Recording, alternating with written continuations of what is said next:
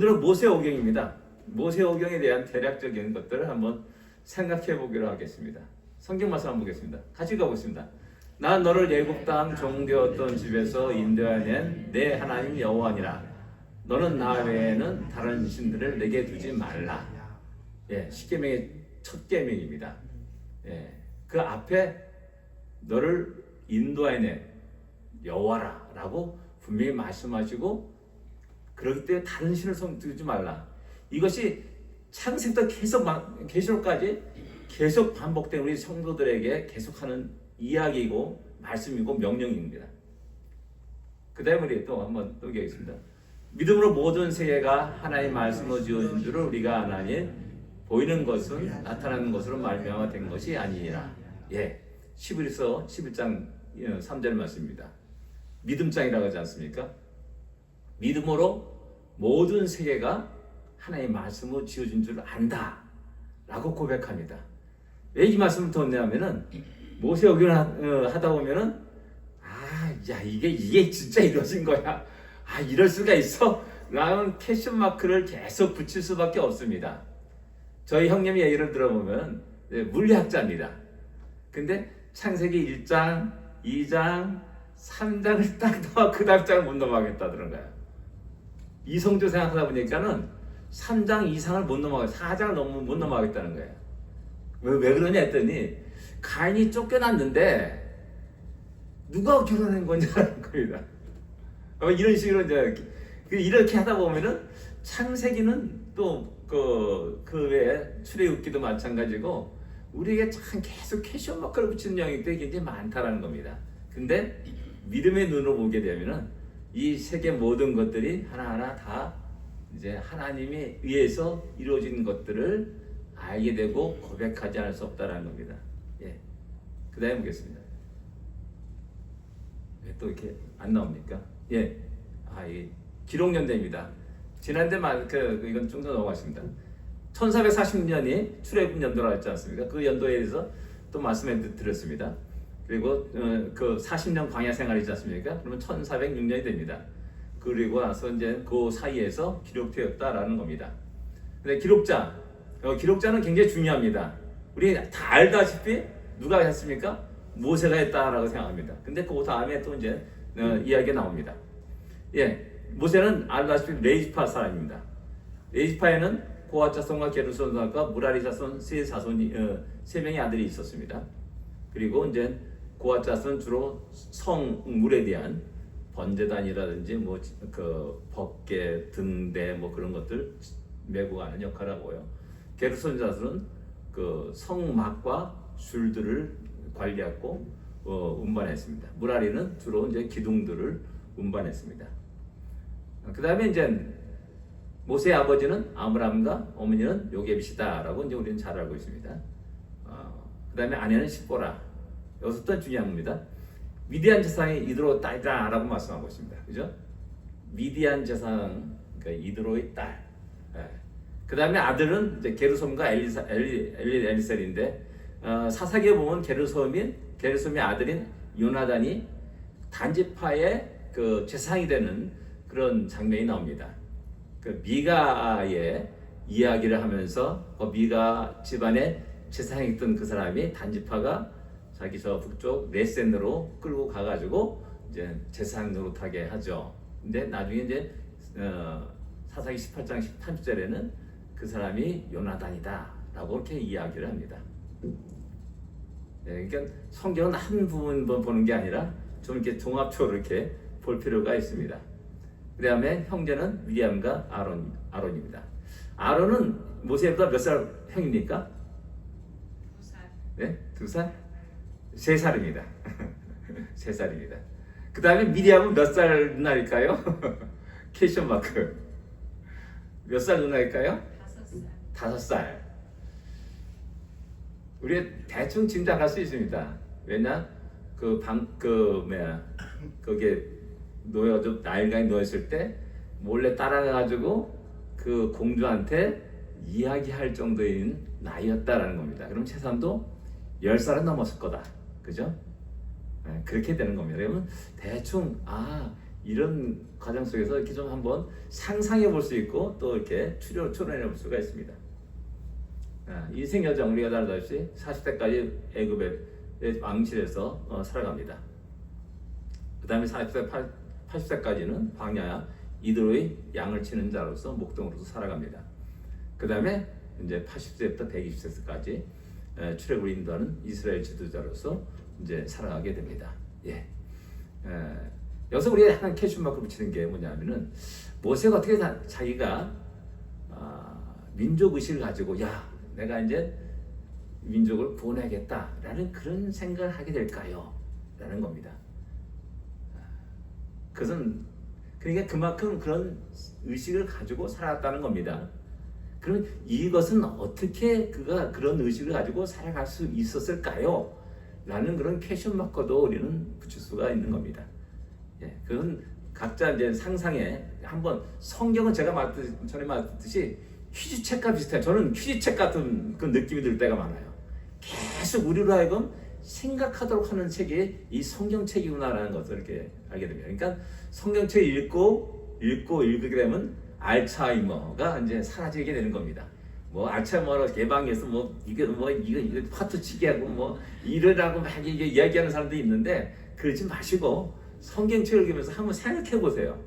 질문해 보시고 상상해 보시고 또 한번 추론해 보시고 하는 그런 과정들이 재미있다라는 겁니다. 그 다음에 왜 율법사라고 하는가라는 겁니다. 우리 보통 율법서 그러지 않습니까? 예, 좀 이상하다 생각한 적이 없습니까? 율법서 하면 좀 이상하다. 여기서 이제 질문 던지는 겁니다. 이거 생각해야 되는 겁니다. 이게 율법서 근데 보통 율법서 법 하면 뭡니까? 1장, 1조, 뭐 어쩌고저쩌고, 2조, 어쩌고저쩌고, 3조, 어쩌고저쩌고, 그 다음에 3장, 어쩌고저쩌고, 이 쫙쫙 나가지 않습니까? 근데 모세오경은 아무리 들여봐도 몇 부분은 그런 게 있죠. 근데 대부분이 그렇게 돼 있지 않아요. 근데 우리 율법사라고 그러는 겁니다. 거기에 요셉 얘기도 나오고 뭐 아브라함 얘기도 나오고 그 다음에 출애굽하는 과정 그 얘기도 나오고 거기에 1장, 1조, 몇 조 그런 게 없어요. 단지 레위기에 가가지고 좀 약간 이렇게 하나 저렇게 하라는 이야기도 하기 때문에 레위기 정도 가면 율법서구나 라는 것을 받아들이고 인정되는데 창세기, 출애굽기 또 건너뛰 민수기, 신명기 가면 신명기 약간 그런 기분이 나죠. 그런 느낌이 안 나요. 이상하다는 겁니다. 근데 왜 그러냐라는 겁니다. 예, 히브리 말로 토라라는 우리 말로 토라라는 말로 사용합니다. 이 토라는 말이 뭐냐면은 토라의 의미가 뭐냐면 교훈, 가르침, 율법이라는 그런 의미를 가지고 있습니다. 이게 포괄적 작게 말해서 율법서다, 로다, 법이다라고 이렇게 얘기하는 거고 전체적으로 포괄적으로 얘기하면은 교훈이다, 가르침이다라고 말하는 겁니다. 근데 중요한 게 있습니다. 누구의 가르침이냐는 겁니다. 대부분 사람들이 어떤 세상 사람들은 모세가 참 똑똑하구나.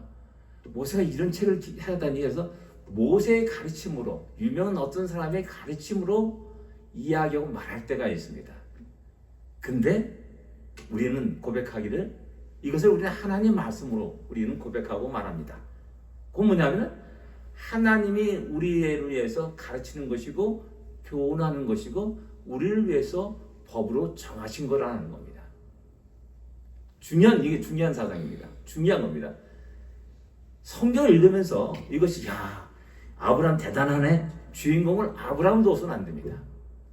하나님이 어떻게 말씀하시는가? 하나님이 아브라함이 어떻게 말씀하시는가? 하나님은 오늘 이 시대에 나에게 어떻게 말씀하시는가? 그렇게 받아들여야 되는데 대부분 세상적인 관점에서 어떤 유명한 사람들의 가르침과 교훈으로 생각할 때가 많다는 겁니다. 그래서 이 성경 모세오경은 성경의 근간이 되는 책입니다. 제일 먼저 기록되어 있지 않습니까? 그렇기 때문에 이 모세오경이 근간이 되어서 역사서나 선지서가 또 시가서가 쭉 나오게 되는 겁니다. 그러니까 이것이 무너지게 되면은 성경 전체가 무너지게 되는 그런 상황이 벌어지게 되는 겁니다. 그래서 그 다음에 또 나오게 됩니다. 예. 성경은 하나님 말씀은 이 하나님 말씀이 나의 삶, 개인, 또 내 가정, 교회, 더 나아가서 사회와 나라를 다스리게 해야 됩니다.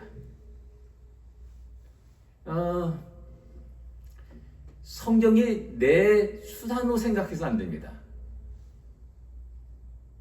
무엇인지 이해하시겠습니까?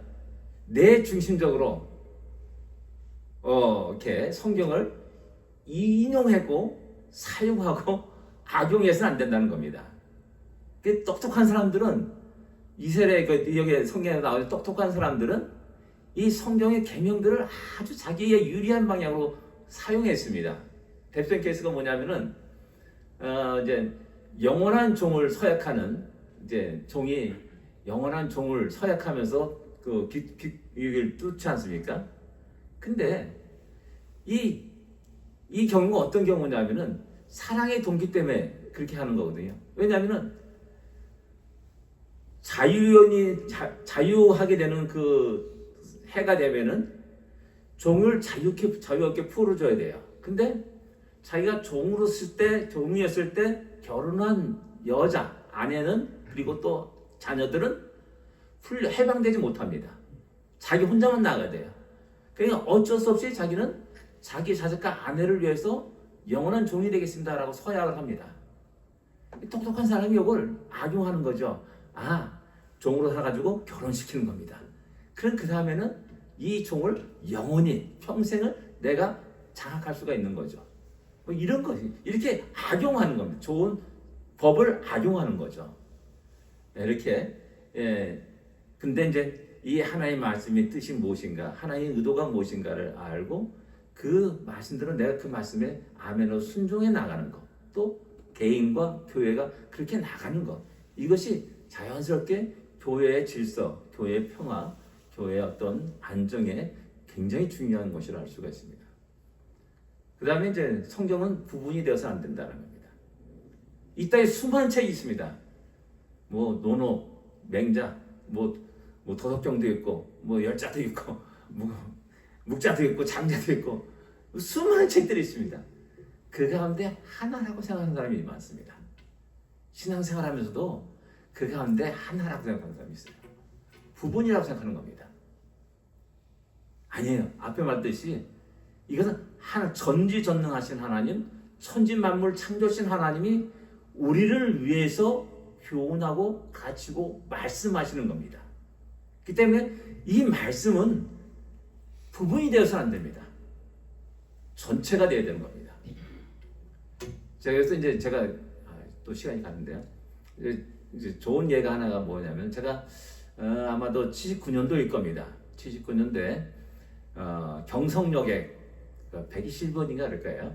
그걸 타고 이제 광화문에서 쭉 서대문 저는 앉았고 서대문에 도착했습니다. 서대문 내거리, 충정로 내거리에 그 두 아가씨가 어떤 두 분이 여자분이 이야기하는 소리가 아직까지 제게 너무나 명확하게 기억이 되는 겁니다. 한 아가씨가 그렇습니다. 야, 내일 교회 가자 그러더라고. 근데 한 아가씨가 야, 너도 교회 가니 그러더라고요. 그 교회 가는 아가씨가 야, 교회 가는 거 좋더라. 교회 가는 거 좋더라. 안 가는 것보다 좋더라. 그러고 얘기하더라고요. 그 안 가는 것보다 좋더라라는 그 말이 저희가 지금까지 남아있는 겁니다. 그래서 제가 경성역에 종점구 근처에 살았는데요. 그때까지 한 30분 동안 앉아서 그 여자가 하는 말을 갖다가 계속 곱씹으면서 왔습니다. 그러다 문득 탁 때리는 말이 뭐냐면은 다이아몬드 반지 없는 것보다 있는 게 낫죠. 롤렉스 시계가 없는 것보다 있는 게 낫죠. 이 단계가 딱 들어가니까 내가 신앙생활하는 것, 모든 것, 내가 믿고 고백하는 예수를 갖다가 나는 없는 것보다 있는 것처럼 생각하는 것은 아닌가. 난 그 생각에 도달하게 된 겁니다. 그래서 저는 이제 안 믿는 사람들이 흔하게 그런 얘기를 했는데 안 믿는 것보다 있는 게 낫지 않느냐라고 얘기했는데 그 다음부터는 절대 그 말을 쓰지 못했습니다. 안 썼습니다.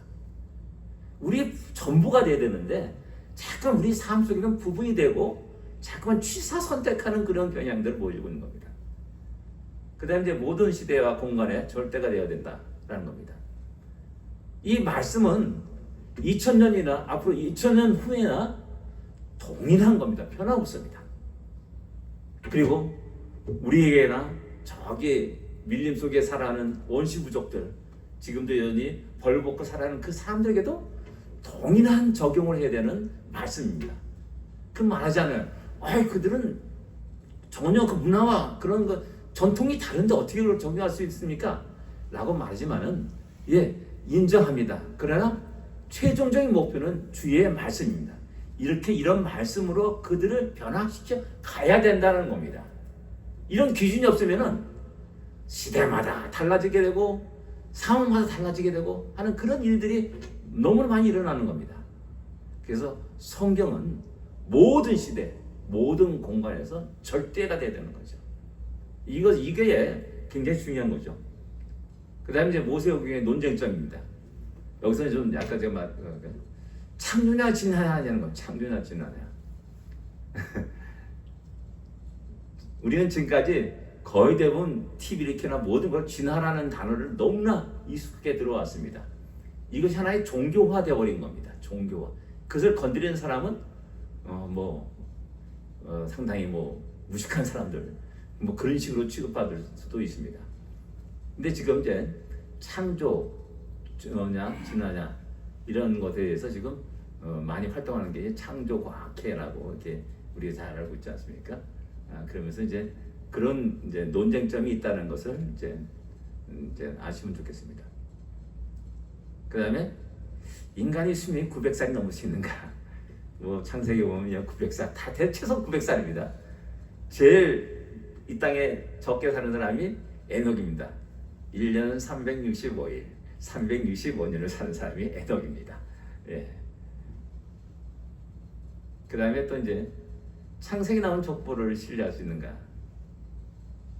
지난번에 말씀드렸듯이 쭉 우리 거슬러 올라가면은 아담이 지음받은 그 해는 기원전 3400 이렇게 됩니다. 우리 당황스러운 겁니다. 이게 어떻게 전혀 우리가 받아들이지 못하는 그 연도가 되는 겁니다. 그럴 때 이제 과연 창세기에 나오는 족보를 우리가 신뢰하시느냐라는 그대로 받아들여야 되는가라는 그런 문제도 있다는 것을 이제 논쟁점으로 이제 아시고 또 나름대로 하시면 되겠습니다. 인간의 역사는 과연 얼마 될까? 기껏해야 지금 역사의 유적들 따져보면은 대부분 기원전 2000년, 3000년 정도밖에 안 됩니다. 그때는 이제 그전에는 이제 탄소 동위 원소 그걸 해가지고 1000년, 2000년, 3000년, 4000년 이렇게 따지는데 방사선 걸로 따지는데 그것도 상당히 이제 불명확한 거죠. 실제로 우리가 알고 있는 역사는 기껏해봤자 BC 3000년 정도밖에 안 됩니다. 그 이전의 역사가 있습니까? 구석기 역사 그런 거 있겠죠. 그거 갖다 우리 뻥튀기해도 10,000년 전, 20,000년 전, 30,000년 전 이렇게 우리 인간의 역사를 갖다 뻥튀기 하는데 과연 그럴까요? 누구도 말할 수 없습니다. 부분 홍수냐 전체 홍수냐, 홍수 이야기가 있지 않습니까? 노아 시대 홍수가 부분적이냐 전체적이냐. 대부분 과학자는 어떻게 전 세계가 불로 뒤집을 수 있는가라고 이야기합니다. 근데 전 세계 어느 곳에 가도 퇴적감이 있습니다. 그죠? 퇴적감이 있어요. 그것은 다 물로 덮였다는 것을 의미하는 겁니다. 전 세계 어느 곳에 가도 퇴적감이 없는 곳이 없습니다. 그 다음에 이제 문서설이 이게 나옵니다. 왜 이게 문서설이 중요하냐면은 기록자 모세를 부인합니다. 그러면서 성경의 근간인 모세오경을 부인하게 되는 그런 일로 확장되어 나가기 때문에 그렇습니다. 그다음에 이것을 위해서 좀 약간 먼저 알 수 있는 것은 생각하는 것은 남부 유럽을 중심으로 이태리를 중심으로 해가지고 르네상스가 일어나죠. 그리고 그 르네상스가 이제 프랑스로 이제 확산되게 됩니다. 그리고 정반대로 이제 북부에서는 동교를 중심으로 종교 개혁, 스위스 해가지고 덴마크, 스웨덴 거기로 이제 종교개혁이 일어납니다.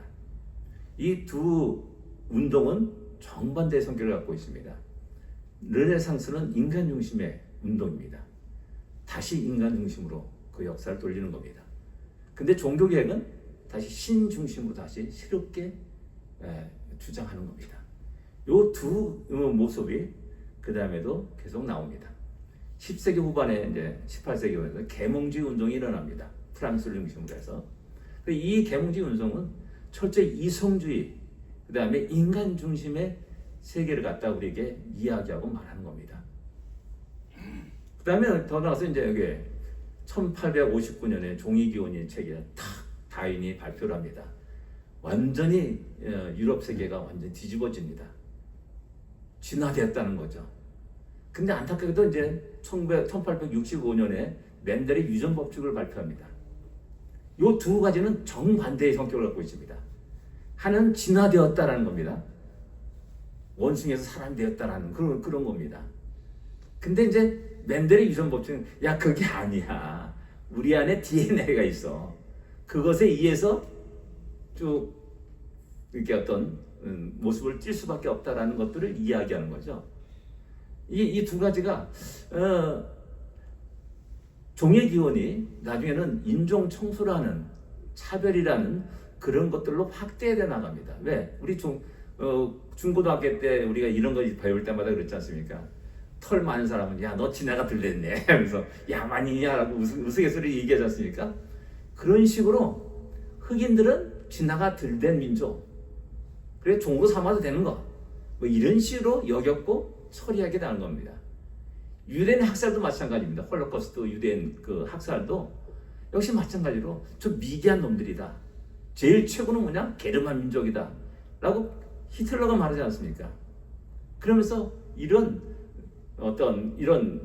인간 중심의 그 세상 속에서 서로 상대적 비교 속에서 이게 어떤 수많은 악들이 일어나게 된 겁니다. 여기 더 나가서 이제 좀 있다 보니까 여기서 그 앞에 이제 산업혁명이 일어납니다. 18세기 후반부터. 그러면서 이제 세계는 과학이 발달되고 기술이 발달되면서 점차 신앙 가지고 생활하는 것은 야만인들이 하는, 미개한 사람들이 하는 것으로 사람들이 이렇게 인식하게 된 겁니다. 특별히 지식인들 사이에서. 그러면서 점차 성경의 권위가 무너지게 되고요. 성경이 난도질 당하게 되는 겁니다. 그래서 문소설이 이제 19세기 말부터 등장하게 됩니다. 성경의 무호성과 또한 성령의 감동으로 지어진 그런 것들을 이제 공격을 하게 되는 거죠. 야 그게 아니야. 그냥 어떤 똑똑한 모세가 이 문서 저 문서 취합해가지고 편집한 거에 지나지 않아 라고 이야기하는 겁니다. 이게 이제 JEPD 문서 이렇게 나오면서 이야기되는 거죠.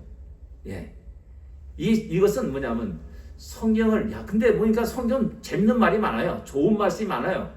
믿지 않는 사람들에게 얘기하면 성경은 참 좋은 말씀 많다고 그런 교회 왜 다닙니까? 좋은 말씀 들으려고 한다고 하는 사람들이 의외로 많습니다. 왜냐? 성경을 윤리 도덕으로 타락시켜 버리는 겁니다. 신앙생활을 윤리 도덕으로 타락시켜 버리는 겁니다. 그러면서 성경에 나오는 이야기들을 전설과 신화로 다 취급해 버립니다. 진짜가 아니야. 우리를 교훈하기 위해서 가르치기 위해서 재밌는 예와 이야기를 말하는 거야. 우리 보통 이제 천국 얘기 막 얘기하지 않습니까? 천국 이렇다 저렇다 하면서 얘기하는데 그런 식으로 이런 모든 것도 그렇게 행한 거다라고 이야기하게 되는 겁니다. 그러면서 얼마 전에 동영상 보니까는 어떤 유명한 사람입니다. 옛날에 고려대 그 교수였던 사람입니다. 원광대에서 침술도 이렇게 한의학도 공부했던 분이 수인들을 모아놓고 강의를 하더라고요. 근데 저는 깜짝 놀랐어요. 그분이 신학자예요. 신학도 한 사람입니다. 근데 그분이 다윗을 허황된 지어낸 사람이라고, 실제 사람이 아니라 그런 식으로 말하더라고요. 세상 사람이 이런 겁니다. 거기서 우리가 그들과 이야기하면서 우리 신앙을 지켜나간다는 게 얼마나 참 힘들고 어려운 건지를 새삼스럽게 느끼게 되는 겁니다. 이런 모든 것들은 결국 성경을 좋은 말씀이야.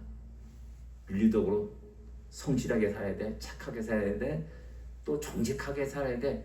라는 그런 책으로만 이야기한다는 겁니다. 그러다 보니까 설교에서도 복음이 없습니다.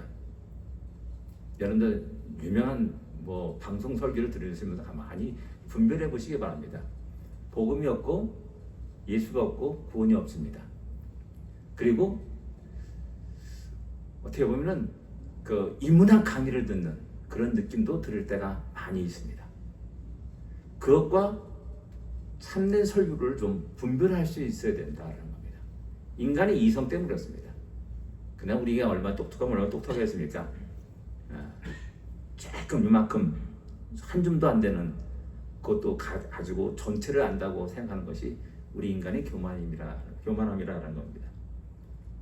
그 다음에 출애굽 연대에 대한 그런 게 있습니다. 저는 이건 우리가 잘 지금까지 해왔습니다. 1440년과 1200년대 그가 지금 현재 세계에서 이렇게 우리가 논의되고 있는 겁니다. 홍해바다 시내산은 어디인가? 홍해바다를 건넜다 하는데 대체 어디를 건넌 거야? 대체 뭐 우리가 뭐 진도 거기에 뭐 1년에 한 차례씩 갈라지는 그것을 갖다가 홍해 기적이라고 말하는데 그런 식으로 우리가 홍해바다를 건넌 사건을 이야기하는가? 글쎄요. 과연 시내산 또 어딘가? 뭐 그런 여러 가지 논쟁점이 있습니다. 그래서 이제 그 논쟁점에 대해서 약간 좀 이렇게 이야기하려고 합니다. 출애굽 후에 애국 군대와 만남은 며칠이었을까? 한번 상상해 보시는 겁니다. 그렇죠? 자, 첫째 날 장사를 지냈겠죠. 다 장자가 죽었으니까 장사를 다 지냈을 겁니다. 그래서 첫째 날은 그 뭐 쫓아갈 그 마음이 여유가 없어요. 그다음에 둘째 날은 어떻게 했겠습니까? 내가 왕이라면 야 걔네들 어느 방향으로 갔느냐? 동쪽이냐 서쪽이나 안동쪽이나 청탕구로 보내서 알아봤을 겁니다. 그래서 셋째 날은 야 군대 모집해 소집해 전력을 보냈을 겁니다. 그게 뭐였겠죠?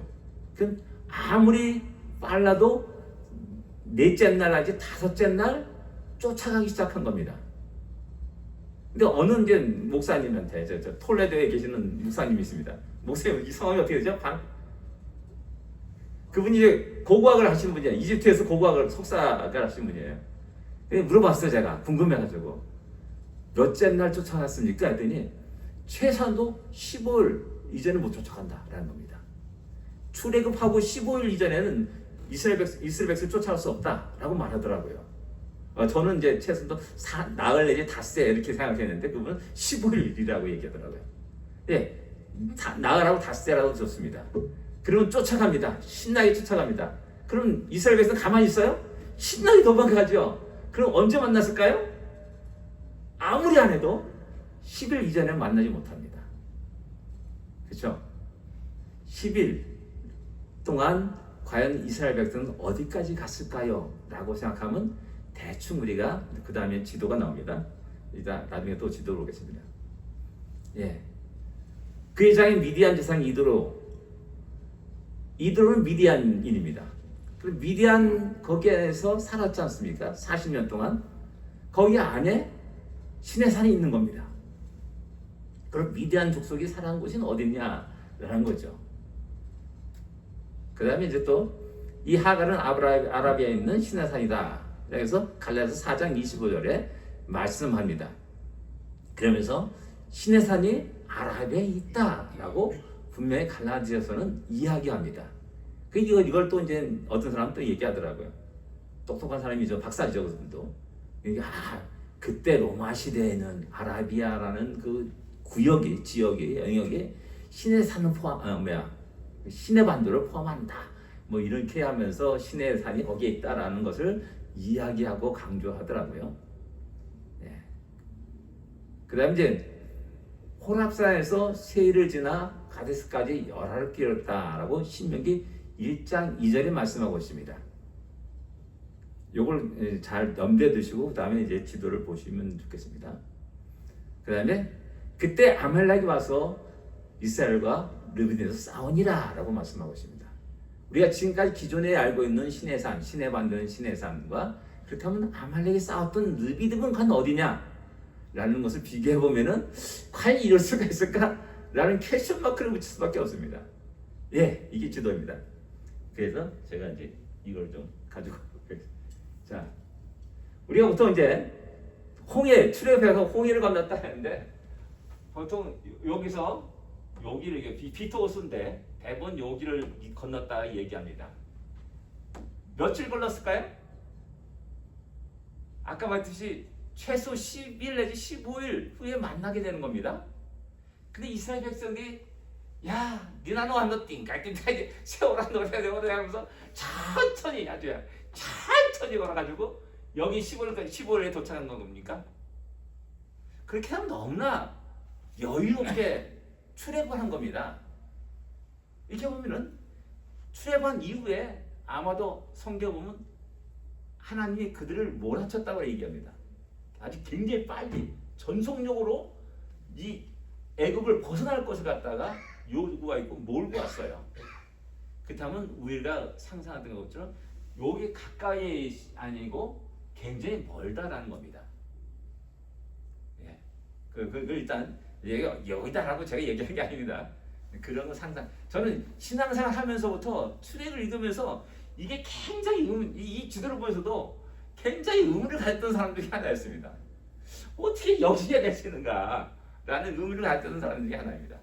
그래서 톨레도에 있는 그 목사님 하신 얘기는 뭐냐면은 이스라엘 백성이 어디로 갔냐면 이 길을 나랬다는 거예요. 여기로 이 길을 나가지고 홍해 이것을 건넜다라고 얘기하더라고요. 당신은 그분도 난 처음 들어본 얘기입니다. 그렇게 얘는 저도 이렇게 상상도 했어요. 이렇게 상상도 했어요. 아니면 저는 여기를 상상해요. 여기를 그렇게 마음껏 이렇게 상상해 보는 겁니다. 정답은 없습니다. 하나님만이 아십니다. 그죠? 하나님이 아시니까 정답은 없습니다. 그러나 우리가 좀 더 생각하면서 신앙생활 할 수 있어야 됩니다. 자, 르비딤이 여기입니다.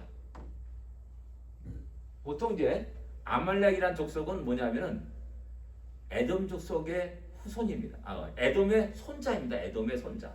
에서의 손자입니다. 에돔 족속 가운데 일파입니다. 엘리바스의 첩의 자손이니까는 그런 겁니다. 근데 보통 우리가 에돔 족속 하게 되면 여기 사해 남쪽 이 지역을 이야기합니다. 여기에는 깊은 협곡이랍니까? 지금 사해부터 여기 홍해 에쇼개발까지 깊은 협곡이 이게 있게 되고요. 자, 여기에 계속 쭉 산맥이 있게 됩니다. 그걸 보통 우리가 어떤 세일산이라고 말합니다. 세일산. 그러니까 에돔 족속은 세일산의 이렇게 주인으로서 자리하게 되죠. 근데 아까 앞에 말씀에서 시내산에서 가데스바까지 해서 세일산을 지나 이런 표현이 있습니다. 근데 여기 하면은 세일산 이쪽인데 세일산을 거칠 필요가 없는 겁니다. 그렇죠? 이제 그런 것들이 이제 저에게는 굉장히 퀘션 마크 붙이는 것 가운데 하나였다라는 사실입니다. 그래서 여러분들 그리고 미디안 여기 미디안 나오지 않습니까? 미디안 이 지역에서 주로 생활하게 되고 에돔 족속이 있고 그 다음에 모압 족속이 여기 있고요. 그 다음에 암몬 족속이 이게 있는 겁니다. 이건 나중에 이제 또 이제 애굽의 숙제로 되겠는데 장사 지낼 때 그 진행 경로들을 여러분 상상해 보시라고 하는 겁니다. 네, 이 정도로 하겠습니다. 제가 신에서의 어이다라고 말하지 않습니다. 예. 네, 그런 게 이제 있고요. 그 다음에 또 이제 출애굽 때 이스라엘 인구는 얼마 되었을까요? 라는 겁니다. 상당히 사람들이 그렇게 뭐 200만, 300만까지 갈 수 있느냐라고 이야기하는 사람이 많습니다. 근데 우리가 말했듯이 장정만 60만 명이라 했어요. 남자죠. 그러면 보통 남녀 비율이 똑같지 않습니까? 그 시대 여자가 60만입니다. 최선도 여기만 해도 120만이에요. 그죠? 이 사람만 있습니까? 20세 이하의 젊은이들이 있지 않습니까? 또 아이들이 있지 않습니까?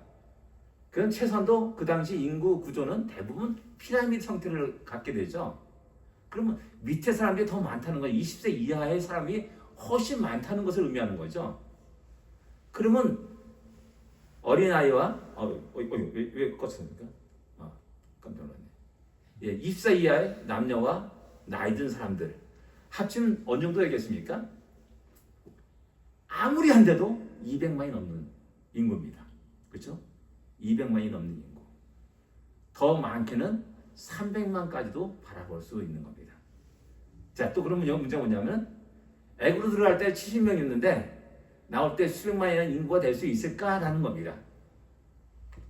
될 수 있다 없다? 될 수 있다. 될 수 없다. 이것도 아니고 아니군요. 예, 저는 이제 이걸 믿습니다. 왜냐? 저의 개인적인 그 예를 봐서 그렇습니다. 저 공가지 않습니까? 공가. 고려 말 공량 때 노곡공조를 따라서 공시 후손 54대 후손 한 사람이 고려로 들어옵니다. 그리고 고려 말과 조선 500년이었죠. 그 지나서 제가 고등학교 때 한국의 인구조사 통계를 또 보니까는 공시가 몇 명이었냐면 7만 9천 명인가 그랬어요. 근데 2015년이니까 9만 명 정도 됐다고 하더라고요. 9만 명. 그래서 중국 외에 가장 많은 공시가 가장 많이 사는 사람들이 한국이라고 하더라고요. 근데 북한도 있을 거 아닙니까? 남한만 인구 통계하는 겁니다. 한 사람이 와가지고 한 500년 지난 다음에 9만 명이 된 겁니다. 그럼 곱하기 70 하십시오. 7, 9, 64, 630만 명이 되는 겁니다. 그럼 충분히 될 수 있는 그 인구예요. 그죠?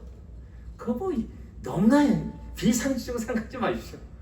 충분히 될 수 있는 이렇게 인구라는 겁니다. 예, 또 이제 애국가 광야 생활에 40년에 생활한 적이 없다라고 이렇게 보통 고고학자들이 이야기합니다. 애국을 한번 뒤져봐도 근거가 없다는 거죠. 그 다음에 또 이제 나오는 게 흔적이 없는 것이 아니라 엉뚱한 것을 찾고 있지 않은가 라는 그 생각을 이제 한번 해보시라는 겁니다. 그 다음에 출애굽의 흔적이 어디서도 찾을 수 없다. 근데 이제 제가 이제 여러분들에게 좋은 동영상 하나 소개하는데 패턴 오브 에비던스라는 영상이 있습니다. 동영상이 있습니다. 여러분 그 유튜브에서 패턴 오브 에비던스를 이렇게 쳐보시면은 동영상인데 시카고에 계시는 어떤 영화 감독인가요? 다큐멘터리 작가 그분이 이제 이 혼란이 드는 겁니다. 그래서 이걸 어떻게 해야 될 것인가? 과연 나는 거짓된 정보들을 자녀들에게 가르치는가? 아니면 진실은 무엇인가라고 그런 의문을 가지고 이거에 대해서 이야기하게 된 겁니다. 그 찾아나가는 거예요. 그래서 이제 패턴이라고 이집트에 패턴이 있습니다. 5가지 패턴이 있다. 성경에 5가지 패턴을 가지고 이와 비슷한 것이 이집트에도 있느냐? 라고 봤더니 있다라는 겁니다. 그러면서 이제 그 이야기를 풀어가는 그 동영상이 패턴 오브 에비던스라는 동영상입니다. 제가 갖고 있습니다. 갖고 있는데 여러분 한번 꼭 찾아서 보시기 바랍니다. 꼭 권하고 싶은 영상입니다. 예. 그 다음에 넘어가가지고 공간적 배경입니다. 창세기 안 나가요. 네, 창세기 뒤나 이런 참 이게 창세기 전 우주적인 장면 그 가운데 지구에 그 가운데 갈대아우에서 가나안 땅으로 애굽으로 저는 이제 이 장면을 보면서 하나님이 얼마나 큰 사랑을 우리에게 베푸시는가를 예로 드는 게 이 얘기입니다. 이 땅에 우주 만물이 얼마나 넓습니까? 그 가운데 하나님은 태양계에 관심을 두십니다. 태양계도 수많은 혹성이 있습니다. 그 가운데 지구에 관심을 둡니다. 지구에 수많은 동식물이 있습니다. 그 가운데 인간에게 관심을 둡니다. 인간 지금 현재 60억입니다. 그 속에 하나님 오늘 이 순간에 나를 사랑하시고 나에게 지득한 어떤 관심을 두고 계시다는 그 사실. 이렇게 생각하면 내가 얼마나 그 놀라운 은혜를 받는 자인지를 깨닫게 되는 거죠. 거기도 마찬가지예요. 동물적 배경이 전 우주에서 지구에서 지구 안에 이제 갈대우에서 아브라함을 내가 여기서 가나안 땅에 그 다음에 가나안 땅에서 잠시 애굽으로 이렇게 옮기는 그런 장면이 나옵니다. 출애굽기는 어떻습니까? 애굽에서 홍해를 건너서 시내산까지 여정이 출애굽기에 나오게 되는 겁니다. 근데 이제 홍해는 중간에 중요한 의미를 갖고 있어요. 고린도전서 10장 2절에 우리 민족이 다 바다의 세를 받았다. 구름과 바다의 세를 받았다. 라는 의미로, 신학적인 의미로 이렇게 홍해 건너 사건을 갖다가 이야기합니다. 레위기 시내산에서 이제 1월 1일 날 출애굽한 그 다음 1월 1일 날 성막을 설치합니다. 그리고 2월 20일 날 드디어 시내산을 출발하게 되죠. 착하겠네. 2월 20일인가? 2월 20일 그 맞을 겁니다. 헷갈리네 지금. 예, 출발할 때까지 짤막한 그 기간 동안에 기록된 책이 레위기라 이렇게 보통 얘기합니다. 인수기 시내산에서 이제 가데스 바네아를 거쳐서 모압 평지까지는 대부분 이제 광야 생활 38년에 39년의 그 생활을 갖다가 기록한 책이 민수기라 이렇게 이야기하고 있습니다. 신명기 모압 평지에서 이제 모세가 다시 강론하는 겁니다. 예, 이런 공간적 배경을 가지고 있는 게 이제 모세오경이다. 그래, 모세오경을 각본을 한마디로 어떻게 표현할 수 있는가? 오늘 그냥 대충 넘어가는 거니까 중요한 것은 하나씩 말하는 겁니다. 창세기 뭐라고 말할 수 있습니까? 예, 저는 이제 시작의 책이다라고 말합니다. 시작의 책. 그래서 다음번에 숙제는 어떤 시작에 창세기 기록되어 있는가를 찾아보시라라는 겁니다. 그 다음에 출애굽기 우리가 딱 알듯이 구원의 책 이렇게 우리가 보통 이렇게 생각할 수가 있습니다. 레위기 제일 모세오경에서 읽기 싫은 건너뛰는 책이 이제 레위기지 않습니까? 재미없는 책입니다. 근데 또 굉장히 의미가 있는 책입니다. 어떤 책입니까? 뭐라고 말할 수 있습니까? 제가 일반적으로 하니까 이제 그런데 숙제 뭐라고 말할 수 있습니까? 율법. 네? 제사. 율법서? 제사? 제사만 있는 게 아니에요. 전반전은 제사를 이해하지만 후반전은 또 전혀 절기도 나오고 뭐 먹는 규례도 나오고 그 부정한 거 정하게 하는 그런 이야기, 특별히 문둥병자에 대한 이야기도 나옵니다. 예, 하나님과 만남의 책이다 이렇게 저는 얘기하고 싶습니다. 하나님과 만남의 책, 예배의 책이라고 할 수도 있어요. 앞에 보면 제사는 예배의 책입니다. 근데 하나님과 만나기 위해서는 제일 먼저 조건이 뭐냐면 거룩이라는 겁니다. 거룩. 그래서 우리는 보통 주제를 거룩이라 말하는 겁니다. 거룩을 좀 더 축소시키려면 우리 일상생활 속에서 정하거냐 부정한 거냐, 부정한 것을 버리고 정한 자가 되어라 하면서 부정했을 때 어떻게 정하게 되냐, 부정한 자는 결국 하나님께 나갈 수 없습니다. 만날 수가 없습니다. 그래서 레위기는 부정과 정함에 대한 이야기를 쭉 하고 있습니다. 그 다음에 언제 만나냐 하나님 언제 만나냐, 그래서 절기가 나오는 겁니다. 절기가 뭐 장막절 칠칠절 그다음 6월절 이 절기뿐만 아니라 월삭도 있고요, 매주 안식일이 있고요, 그 다음에 유월절 있고, 그 다음에 오순절 있고, 그 다음에 나팔절도 있고, 속죄일도 있고, 장막절도 있습니다. 더 나가서 이제 나중에 절기가 이제 불임절도 있고요. 지난 3월 3일이 불임절이었습니다. 우리나라 정월 대보름날이 불임절입니다. 우리 정월 대보름이 불임절입니다. 네, 하나님과 만남의 책이다라는 것이 이제 레위기라는 겁니다. 그래서 그런 관점에서 다시 한번 레위기를 좀 한번 읽어보시면 좋겠다라는 겁니다. 민수기는 뭡니까? 민수기 대부분 이제 이미 아직, 신학적으로 이제 이미 아직이라는 단어를 아주 즐겨 사용하는데, 예, 출애굽했습니다. 구원받았습니다. 이미 구원받은 존재입니다. 근데 아직 들어가야 할 가나안 땅은 아직입니다. 요 관계 속에서 우리 인간이 넘어지고 또 회개하고 넘어지고 회개하고는 그런 과정들을 민수기는 기록하고 있는 겁니다.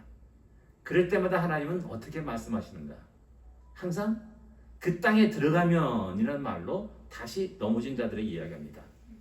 그 땅에 들어가면 미래지향적으로 이야기하는 겁니다. 그 땅에 들어가면 언약을 맺지 마라, 우상을 파괴하라, 멸해라, 이런 계명들을 꼭 그 넘어진 다음에 이야기하게 되죠. 민수기에 가장 뭐 그런 거 이렇게 일단 얘기하고 나중에 또 이제 각권으로 이제 넘어가면서 얘기하게 될 겁니다. 시간이 얼마 없습니다. 딱 1시간 딱 맞습니다. 신명기 어떻게 말할 수 있습니까? 신명기 유언입니다. 유언. 모세의 마지막 말 유언입니다. 그러니까 신명기에 대하면은 여러분들 좀 더 그냥 평범하게 대하는 게 아니라 이게 간절한 한 지도자가 떠나면서 가장 하고 싶은 말을 쏟아본 말이 신명기구나. 그럼 절실한 겁니다. 야, 이게 평범하게 받아들일 책이 아니라 눈물을 흘리면서 자기 민족의 미래를 향상하면서 애탄 마음으로 이 신명기를 말씀하고 있구나. 그러니까 명령을 지켜라. 떠나지 말아라. 계속 강조하는 겁니다. 그런 심정으로 이 신명기를 읽으시면 좋겠습니다. 그 다음에 또 하나의 말은 그 땅에 들어가면 이런 겁니다. 그 땅에. 마지막입니다. 저 눈에 보이지 않습니까? 저 땅에 들어가면 이렇게 해라 저렇게 해라 저기 가장 핵심이 뭡니까? 여호와의 말씀을 명령과 규례를 따르라라는 겁니다. 그 말씀 지켜라. 너 앞에 생명과 복과 저주의 길이 있고 생명과 죽음의 길이 있다. 어느 걸 택할 것이냐? 생명의 길이 무엇이냐? 주의 말씀과 규례와 명령을 따르는 것이다. 라고 계속 반복해서 나가는 말이 그 말입니다. 이 말입니다. 그런 면에서 신명기를 좀 무겁게 좀 읽을 수 있기를 원합니다. 레위기는 어떻습니까? 제일 지루한 책 아닙니까? 근데 이제 유대인들은 얘기합니다. 창세기, 출애굽기, 레위기, 민수기, 신명기. 가운데 뭡니까? 레위기가 있는 거, 레위기가. 가장 중요한 책이 레위기다라고 얘기하는 겁니다. 왜냐하면은 레위기는 독특하게 모세가 이렇게 말했다. 하나님 모세를 통해서 이렇게 말했다. 이게 아닙니다. 하나님 직접 하시는 말씀으로 기록되어 있습니다. 그러니까 우리가 복음서를 보면은 예수님 말씀 빨간 그 글씨로 쫙 성경책이 이렇게 돼 있지 않습니까? 레위기를 보게 되면 거의 대부분 빨간 글씨라고 할 수 있습니다. 하나님 직접 말씀 명령은 형식으로 되어 있습니다. 그게 레위기의 특징입니다. 그래서 우리가 보통 이제 우리 한국교회는 그렇지 않은데 미국 교회 예배를 드리면 특별히 이제 예전을 중시하는 교회를 가서 예배를 드리면은 세 부분을 성경을 읽어요. 구약을 읽고 시가서를 읽고 복음서를 읽습니다. 복음서를 읽을 때 다 일어납니다. 왜? 예수님 말씀이니까 다 일어나는 겁니다. 그 마찬가지로 레위기는 직접 우리에게 하나님 말씀하시는 그런 형식으로 기록된 책입니다. 그렇기 때문에 레위기를 또 중요한 거죠. 네, 숙제입니다. 창세기 시작이 책이라 했는데 어떤 시작을 기록하는가? 다음번에는 창세기에 대해서 얘기할 겁니다. 그 다음에 아브라함은 하나님이 아브라함을 몇 번 찾아왔는가? 한번 찾아보시기 바랍니다. 몇 번 찾아왔는가? 그리고 무엇을 말씀하시고 어떤 변화가 있는가? 첫 번째하고 나중에는 어떤 변화가 있는가를 갖다가 한번 찾아보시라는 겁니다. 세 번째, 왜 하나님은 아브라함을 가나안 땅으로 인도하셨는가? 제가 말씀드리죠. 카나다로 인도하면 얼마나 좋았습니까? 카나다.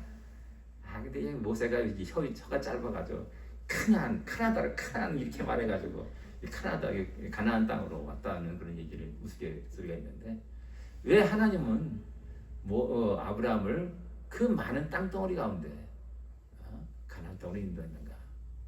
이것은 굉장히 중요한 의미를 갖고 있습니다. 이것이 어떻게 보면 이것에 대해서 정확하게 알지 못하니까는 롯은 어디를 택합니까? 소돔과 고모라를 택합니다. 그 땅을 갖다가 애굽처럼 풍성하다 비교를 애굽이라 말하고 있고 에덴 같다라고 이렇게 얘기하는 그런 표현이 있습니다. 근데 이제 아브라함은 약간 다른 겁니다. 그런 의미에서 이제 왜 하나님 가나안 땅을 인도한다? 요건 한번 창세기를 읽으면서 한번 좀 생각해 봐야 되는 겁니다. 그 다음에 야곱의 장래 행렬의 경로는 어떤가를 한번 마지막 장면을 한번 생각해 보시고 왜? 라는 캡션 마크를 한번 붙이고 여러분들 생각해 보시라는 겁니다. 그러면 알츠하이머가 사라질 겁니다. 성경은 재밌는 책입니다. 우리라면 끝없이 생각하도록 만드는 책이라는 겁니다. 여러분들 생각할 수 있기를 원합니다. 숙제 너무 많아요. 질문 없죠? 예, 워낙 그냥 예, 오늘 여기까지가 되겠습니다. 다 없습니다.